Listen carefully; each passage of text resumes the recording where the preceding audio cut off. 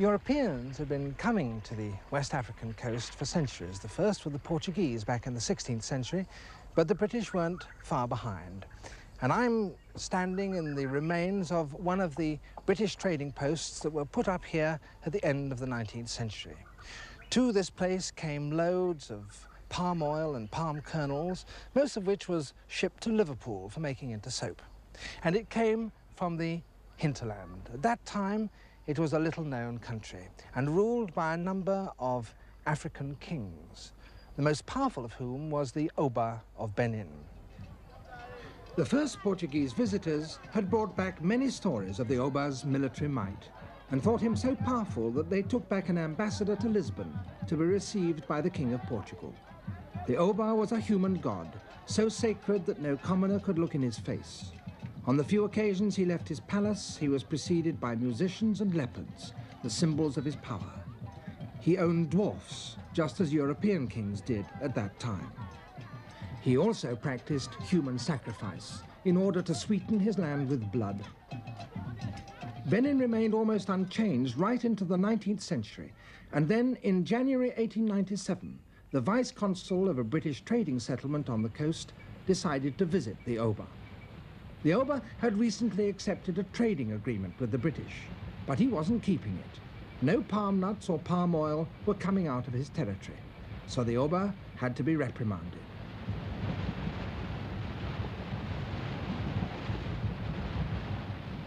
The traditional way to reach the city was to travel up the mangrove-lined creeks of the Niger Delta to the village of Ugoton, which marked the frontier with the Benin Kingdom. Messengers had been sent ahead by canoes with gifts to tell the Oba that the British vice-consul proposed to visit him. But as they traveled upriver, they met messengers on their way back with a reply. The Oba did not wish to see the British at this particular time.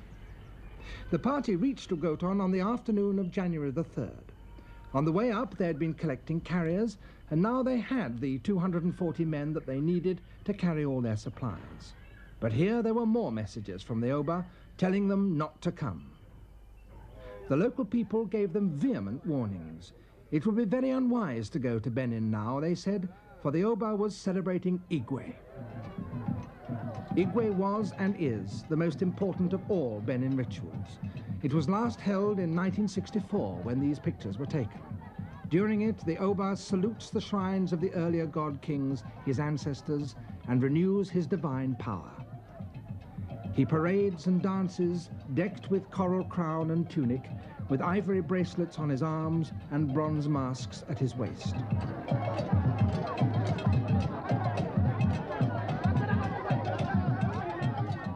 And sacrifices are made. Only by blood may the land be cleansed of corruption and kept pure.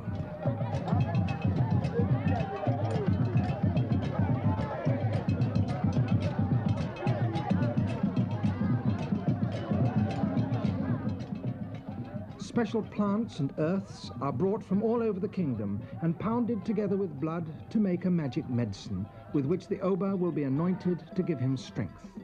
And in 1897, as in previous years, the climax of Igwe was to be the sacrifice of a man. It may be that the Oba was trying to prevent the British vice-consul from seeing these grisly rites.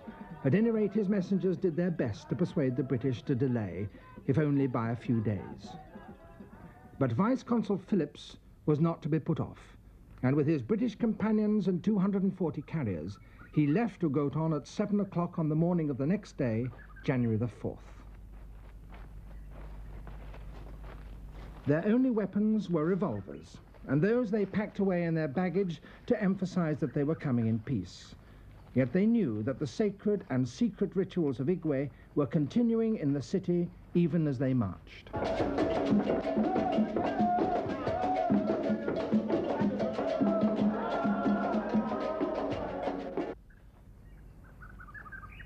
This is the path they took. It is so thin and narrow that they had to march in single file, and it wound through the thickest bush.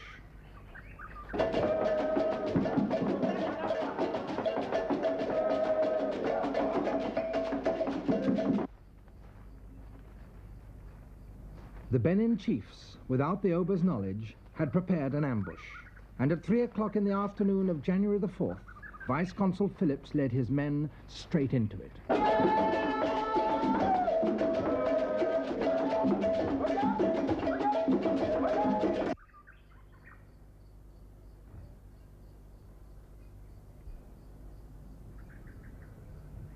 Europeans and Africans were slaughtered indiscriminately. Only 2 Europeans escaped.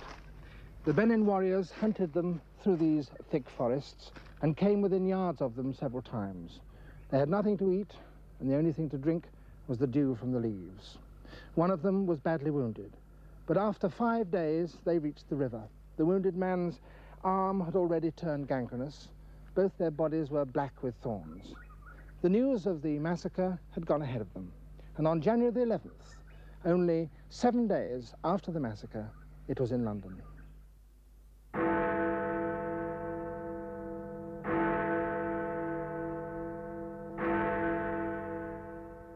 A punitive expedition had to be mounted. The British government summoned ships from the Cape and the Mediterranean. Marines were dispatched from England. By the first week of February, 1,500 men had begun the march on Benin. The battle was fierce, but inevitably short.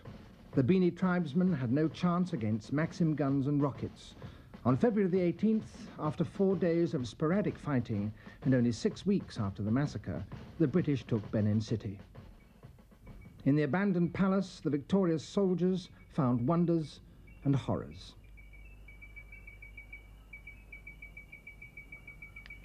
The Oba, in panic at the impending revenge of the British, had, it seemed, embarked on an orgy of human sacrifice in an endeavour to stave off disaster, and the bodies of the dead lay in pits beneath the trees on which many of them had been crucified. The victors posed for their photographs in the palace courtyards. Stacked behind them, objects from the palace shrines that they were to bring back to Britain either as personal souvenirs or official booty. There was an astonishing number: sculptures of ivory, wooden masks, huge elephant tusks covered along their length with elaborate scenes. But above all, there were bronzes. The finest were of astonishing quality. Was it possible that the sculptors of this remote kingdom, buried in the West African forest, had produced entirely by themselves objects of such technical skill and sculptural inspiration that they rivaled the most accomplished works of Europe? There were many in Europe who were to doubt it. The Portuguese, after all, had once had great influence here. Surely it must have been they who taught the Bini how to make such splendid things.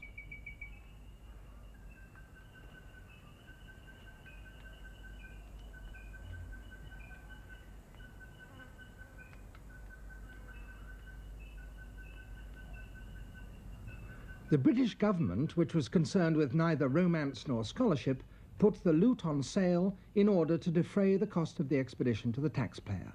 And today, the treasure of Benin is dispersed among museums and collections all over the world, in Britain and America, Germany, Russia, Switzerland, Sweden, France, and Australia. The second biggest collection is now back in Nigeria, but none of the objects have returned to the place from which they were taken, the palace of the Oba of Benin. A few weeks afterwards, the chief who led the ambush was tried and hanged. Others, who had fled with the Oba, returned and sued for forgiveness. The Oba himself was found innocent of plotting the ambush and sent to exile. He died in 1913, and that year his son, supported by the British administration, came back to rule again in Benin. Benin today is one of the main cities of Nigeria. The old palace was largely destroyed, but it has been rebuilt on the same site, and it still echoes with chants in praise of the god king of the Bini.